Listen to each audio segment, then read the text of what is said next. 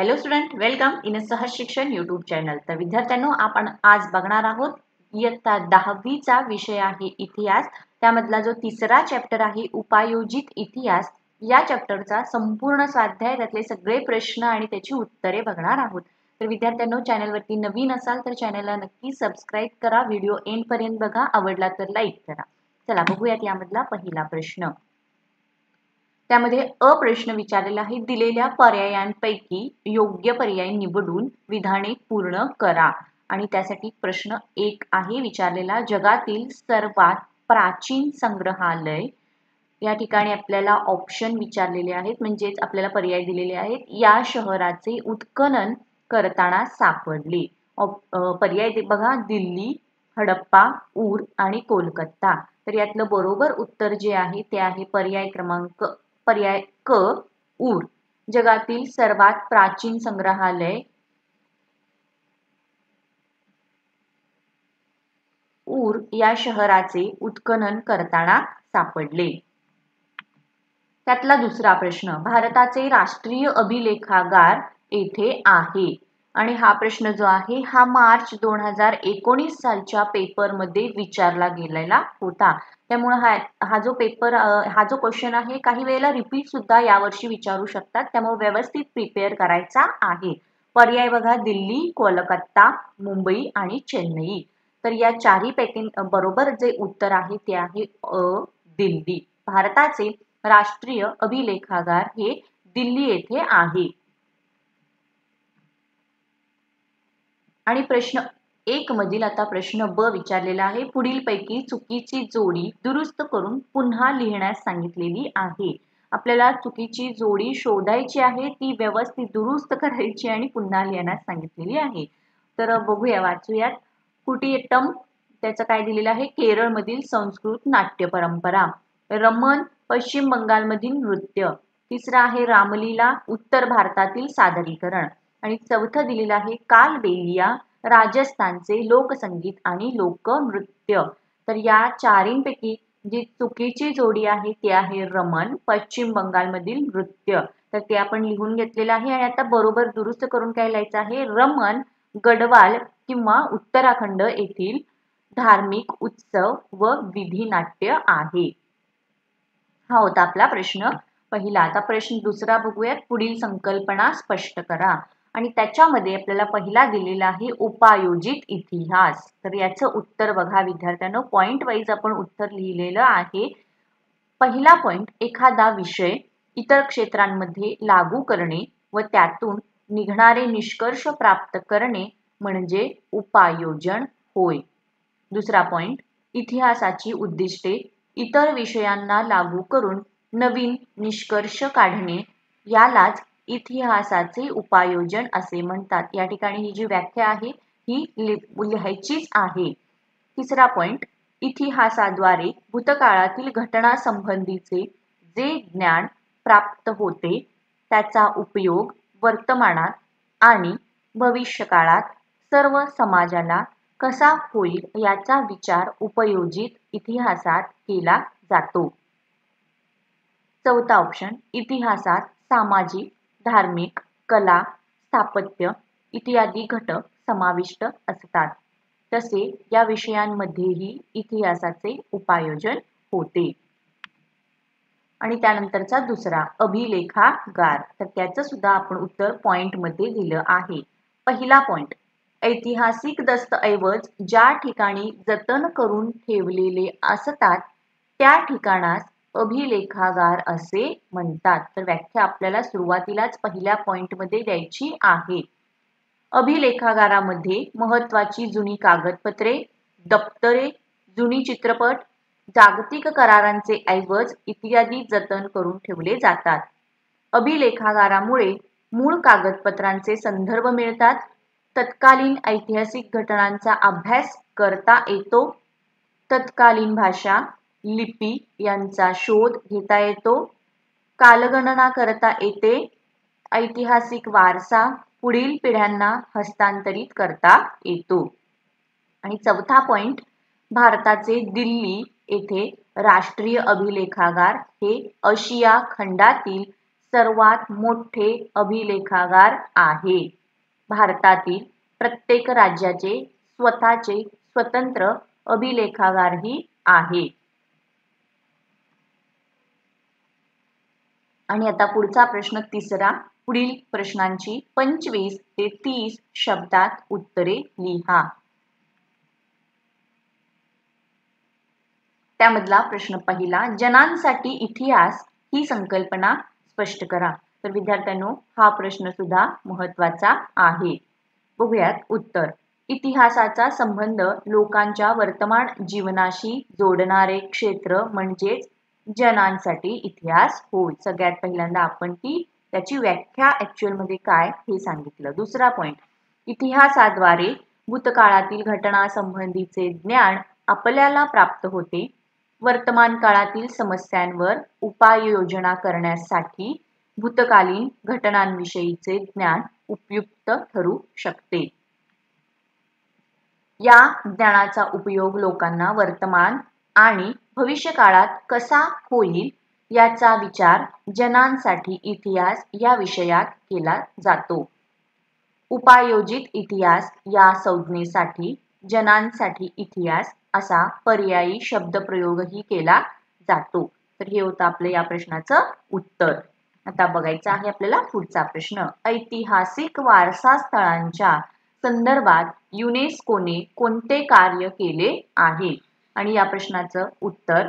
संयुक्त राष्ट्राच्या युनेस्को या आंतरराष्ट्रीय संस्थेने ऐतिहासिक वारसा स्थळांच्या संदर्भात पुढील कार्य केले आहे. पॉइंट पहिला. नामशेष होण्याच्या वाटेवर असलेल्या सांस्कृतिक आणि नैसर्गिक वारसांचे जतन व संवर्धन कसे करावे याची मार्गदर्शक तत्वे जाहीर केली. त्यानंतर दुसरा. जागतिक वारसापदास पात्र ठरणारी स्थळे आणि परंपरा यांची यादी संघटना वेळोवेळी जाहीर करते. पॉइंट तिसरा. अशा याद्या जाहीर करून युनेस्को प्राचीन वारसा जपण्यासाठी लोकांचे व राष्ट्राचे लक्ष वेधून घेते. चला आता थोडासा कलर चेंज करूयात आपण पेनचा. प्रश्न तिसरा. सांस्कृतिक वारसा स्थळांच्या यादीतील महाराष्ट्रातील ठिकाणे कोणती हे शोधून लिहा. उत्तर आहे विद्यार्थ्यांनो. युनेस्कोने जाहीर केलेल्या जागतिक सांस्कृतिक वारसा स्थळांच्या यादीत महाराष्ट्रातील पुढील ठिकाणांचा समावेश आहे. अगदी व्यवस्थित उत्तर दिलेले आहेत. तुम्ही या टाईप मध्येच उत्तर परीक्षेमध्ये लिहायची आहेत आणि अशीच तुम्ही नोट डाऊन करून सुद्धा घ्यायची आहेत तुमच्या नोटबुक मध्ये. अजिबात व्हिडिओ हा बघत असताना कंटाळून जायचं नाहीये, कारण यातमधले प्रश्न हे महत्त्वाचे आहेत. बऱ्याच वेळेला एक्झाम्स मध्ये म्हणजे तुमच्या बोर्डच्या एक्झाम मध्ये विचारले गेलेले आहेत. चला पहिलं. अजिंठा आणि घारापुरीची लेणी, वेरूळची लेणी व कैलास मंदिर, छत्रपती शिवाजी महाराज टर्मिनल्स मुंबई. या यादीत नसलेले रायगड, देवगिरी, जंजिरा, सिंधुदुर्ग इत्यादी गडकिल्ले व जलकिल्ले हेही महाराष्ट्राच्या सांस्कृतिक वारसा स्थळात समाविष्ट होतात.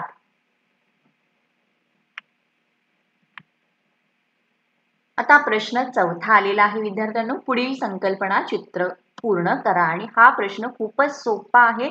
अशा टाईपचा जर प्रश्न आला तर तो नक्की तुम्ही अटेम्प्ट करायचा आहे, कारण खूप कमी प्रमाणात उत्तर देऊन आपल्याला पैकीच्या पैकी मार्क्स मिळू शकतात.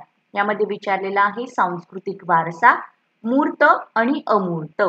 तर मूर्त मध्ये कोणतं येणार ते बघा. प्राचीन स्थळे, प्राचीन वास्तू, प्राचीन वस्तू, हस्तलिखिते, प्राचीन शिल्पे आणि प्राचीन चित्रे.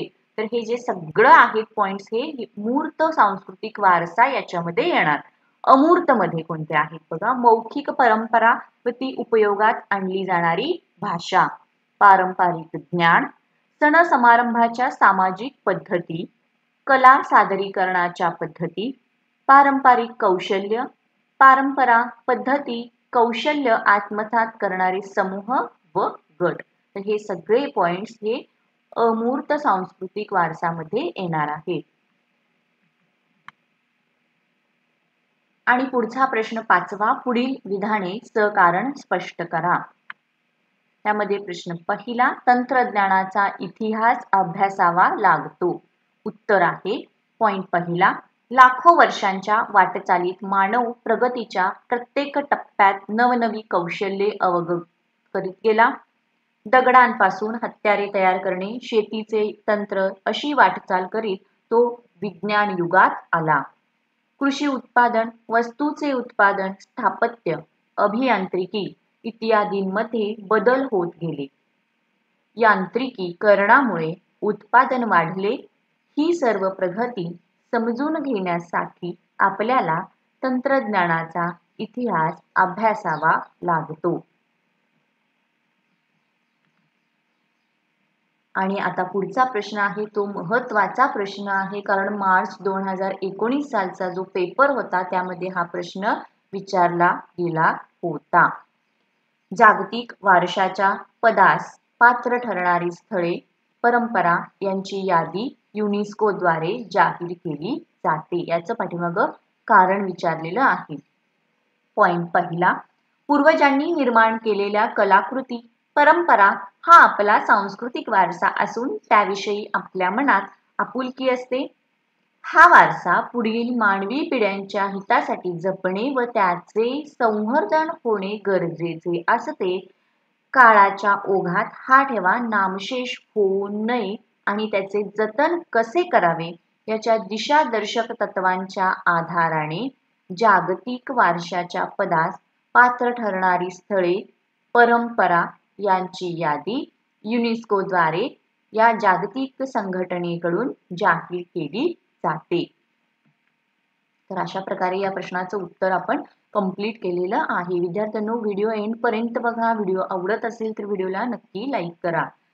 प्रश्न 6वा, पुढील प्रश्नांची सविस्तर उत्तरे लिहा असं सांगितलेलं आहे. अगदी व्यवस्थित उत्तरं लिहायची आहेत. प्रश्न पहिला, पुढील विषयांच्या संशोधनात इतिहासाची संशोधन पद्धती कशी उपयुक्त ठरेल ते स्पष्ट करा. त्याच्यासाठी विज्ञान, कला आणि व्यवस्थापन शास्त्र. आता उत्तर बघा विद्यार्थ्यांनो. प्रत्येक क्षेत्रातील ज्ञानसंचयनाचा इतिहास स्वतंत्र असतो. या ज्ञानसंचयाच्या आधारेच प्रत्येक विषयाच्या प्रगतीची दिशा व वाटचाल निश्चित होते. या सर्वच विषयातील संशोधनात इतिहासाची संशोधन पद्धती उपयुक्त ठरते आणि त्यातील काही विषय पहिल्यांदा बघूयात. विज्ञान. तर विज्ञान असं दिलेलं आहे आपण. मानवी गरजांची पूर्तता आणि जिज्ञासेचे समाधान करण्याच्या प्रयत्नातून अनेक वैज्ञानिक शोध लागतात. त्याआधी अस्तित्वात असलेल्या वैज्ञानिक ज्ञानाचा उपयोग केला जातो. या शोधामागील कारण, परंपरा, कालक्रम आणि सिद्धांत याचा अभ्यास केला जातो. विज्ञानाच्या इतिहासाचे ज्ञान प्रत्येक शोधाच्या वेळी उपयुक्त ठरते. आता दुसरं आहे कला. कोणत्याही कलेचा विकास वैचारिक, भावनिक आणि सांस्कृतिक परंपरांच्या आधारेच अभिव्यक्त होत असतो. या कलांचा अभ्यास करताना या सर्व परंपरांचा इतिहास समजून घ्यावा लागतो. संबंधित कलाकृती कशी साकार झाली, त्यामागे निर्मात्याची कोणती मानसिकता होती, प्रचलित कलाशैली कोणत्या होत्या, या सर्व सांस्कृतिक इतिहासाचा अभ्यास महत्त्वाचा ठरतो. आणि आता त्यातलं तिसरं आहे व्यवस्थापन शास्त्र. उत्पादनाची संसाधने, मनुष्यबळ, उत्पादनाच्या विविध प्रक्रिया, बाजार व विक्री या सर्व ठिकाणी व्यवस्थापन शास्त्राची आवश्यकता असते, म्हणजेच मॅनेजमेंट. वेगवेगळ्या सामाजिक आणि आर्थिक संघटनांद्वारे हे व्यवहार चालू असतात. या सर्व व्यवस्थापनामध्ये सुधारणा करणे, त्यांचा अभ्यास करणे, व्यवस्थापन सुलभ करणे यासाठी भूतकालीन यंत्रज्ञांचा वापर करणे आवश्यक असते. त्यांचा इतिहास समजून घेण्याची गरज असते. तर विद्यार्थ्यांनो, अशा प्रकारे आपण या प्रश्नाचं उत्तर कंप्लीट केलेलं आहे. तर पुढचा, उपायोजित इतिहासाचा वर्तमान काळाशी कसा सहसंबंध असतो. चला उत्तर बघूयात. इतिहासाद्वारे भूतकाळातील घटनांसंबंधीचे ज्ञान प्राप्त होते. या ज्ञानाचा उपयोग वर्तमान आणि भविष्य काळातही सर्व लोकांना कसा होईल याचा विचार उपयोजित इतिहासात केला जातो. उपयोजित इतिहासाचा वर्तमानाशी पुढील प्रमाणे सहसंबंध आहे. आता बघूयात पॉइंट पहिला. भूतकाळातील घटनांच्या आधारावरच मानव वर्तमानकालीन वाटचाल निश्चित करतो. दुसरा पॉइंट. आपल्या पूर्वजांचे कर्तृत्व, त्यांचा वारसा याबद्दल त्यांच्या मनात कुतूहल आणि आत्मीयता असते. या वारशाचा इतिहास, पूर्वजांनी निर्मिलेल्या कलाकृती, परंपरा यांचे ज्ञान उपयोजित इतिहासाच्या अभ्यासाने वर्तमानातील मानवाला मिळते. उपयोजित इतिहासाच्या आधारे या मूर्त आणि अमूर्त वारशाचे जतन करता येते. तिसरा पॉइंट. उपयोजित इतिहासाद्वारे वर्तमानातील सामाजिक आव्हानांवर उपाययोजना करणे शक्य होते. वर्तमानातील समस्यांची सोडवणूक करता येते. सामाजिक उपयुक्ततेचे निर्णय घेणे शक्य होते. उपयोजित इतिहासाच्या अभ्यासाच्या आधारे वर्तमानात काळाचे यथायोग्य आकलन आणि भविष्य काळासाठी दिशादर्शन होते. त्यानंतरचा पुढचा प्रश्न विद्यार्थ्यांनो, इतिहासाच्या साधनांचे जतन व्हावे यासाठी किमान 10 उपाय सुचवा. तर अशा पद्धतीचा प्रश्न सुद्धा परीक्षेमध्ये विचारू शकतात. उत्तर बघा. इतिहासाच्या साधनात लिखित, भौतिक आणि मौखिक साधने यांचा समावेश होतो. या साधनांचे वेगवेगळ्या पद्धतीने जतन करावे लागते. त्यासाठी पुढील उपाययोजना. पहिला नंबर, किल्ले, स्मारके, राजवाडे अशा ऐतिहासिक वास्तूंची नियमित डागडुजी केली पाहिजे. दुसरा, वास्तूंची नासधूस करणे, त्यांवरती नावे लिहिणे वा कोरणे हे टाळण्याबाबत उपाय योजावेत. त्यानंतर 3 नंबर, ऐतिहासिक नाणी, हत्यारे इत्यादी वस्तू जपून हाताळाव्यात, त्यांची चोरी होणार नाही याची काळजी घ्यावी. ओव्या, लोकगीत आदी मौखिक साहित्यांचे संकलन करून ते लिखित स्वरूपात आणावे. प्राचीन ग्रंथांचे वाळवी व बुरशी यांच्यापासून संरक्षण करावे. ओलसरपणा, दमट हवा यांमुळे बुरशी लागते, म्हणून त्यांना पाणी लागणार नाही याची काळजी घ्यावी. कीटकनाशक औषधांचा वापर करावा. 6वा पॉइंट आहे, या सर्व साधनांच्या जतनासाठी अनुभवी तज्ञ मंडळींचे सल्ले घ्यावेत. ऐतिहासिक साधनांच्या जतनासाठी कडक कायदे करावेत. या साधनांचे महत्त्व समाजाला पटवून देण्यासाठी विविध उपक्रम हाती घेऊन समाजाचे प्रबोधन करावे. त्यानंतरचा 9वा पॉइंट, या साधनांविषयी, प्राचीन इतिहासाविषयी जनतेच्या मनात आपुलकी निर्माण केली पाहिजे. हा आपला प्राचीन वारसा आहे, त्याचे महत्त्व पटवून देऊन त्याविषयी त्यांच्या मनात गोडी निर्माण करावी. आणि 10वा पॉइंट आहे, ऐतिहासिक साधनांच्या जतनात सामान्य जनतेला मोठ्या प्रमाणात सामील करून घ्यायला हवे, तसे उपक्रम हाती घ्यायला हवे. तर हे होतं 10 पॉइंट्स. आणि त्यानंतरचा पुढचा 4था प्रश्न, नैसर्गिक आणि सांस्कृतिक वारसा जतन करण्याच्या प्रकल्पातून कोणत्या गोष्टी साध्य होतात? उत्तर बघा.